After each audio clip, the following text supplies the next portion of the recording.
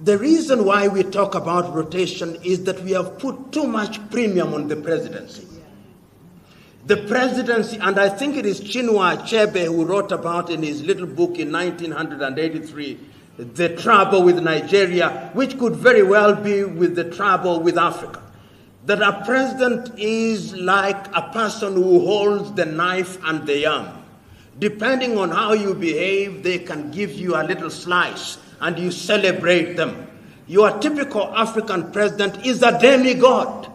And because they are demigods, and the reason why they become demigods is that we ourselves treat our presidents as if they were gods. Then they get used to being treated as gods, and they don't know how to behave because you have made them gods.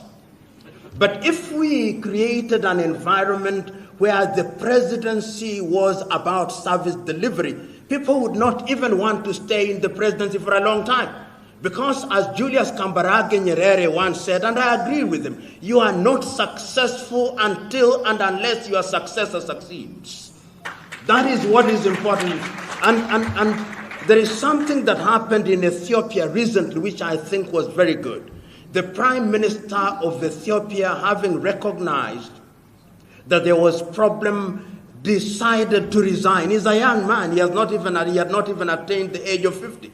He voluntarily resigned and allowed somebody else to take over. And that, I think, begins to demystify power. That is what we should do. And when we do that, and there is beauty in living in a country where you have 5 presidents who have served, you have a reservoir of knowledge. You go to Tanzania today, you have President Ali Hassan Mwinyi, retired. You have President Benjamin William Mkapa, retired. You have Jakaya Mrisho Kikwete, retired. So that when John Pombe Magufuli has a problem, he has 3 individuals who have served and have done well and have made mistakes to go to. That I think is a good thing. And I think that progressively we are going to move in that direction. But every country must choose its path in that direction.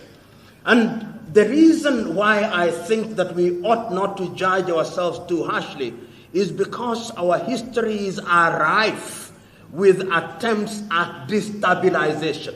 Even as we speak now, there is a new power that is rising in a very subtle way and in a very subterranean way called China.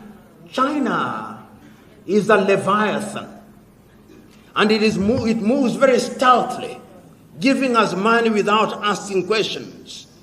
They are doing certain good things. We can emulate a number of things from them. But think of Uganda, think of Africa 20 years from today and how it will relate with China. China is already thinking on how to relate with Africa 100 years from today.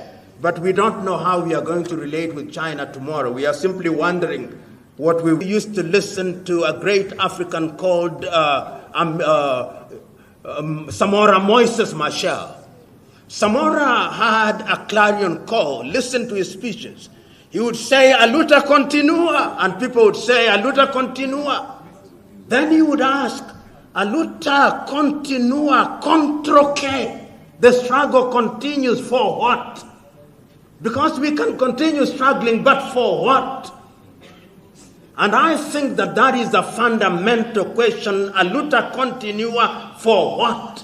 For the improvement of the critical majority of the people. And I behold the view that in a democratized system, you are able to lift the majority of the people out of poverty. When people are liberated from thinking about where to source the next meal, their thinking capacity and power to make decision changes. As I grow older, I realize that criticism for its own sake is not wisdom. And what I choose to do is to speak with the firmness that opens my opponent's eyes, not with the arrogance that inflames their anger. And I think that as you grow older and you make mistakes, you begin to recognize that you can use your knuckles, but you wear gloves. And when you do that, you present things a little differently. The way I used to speak as a second year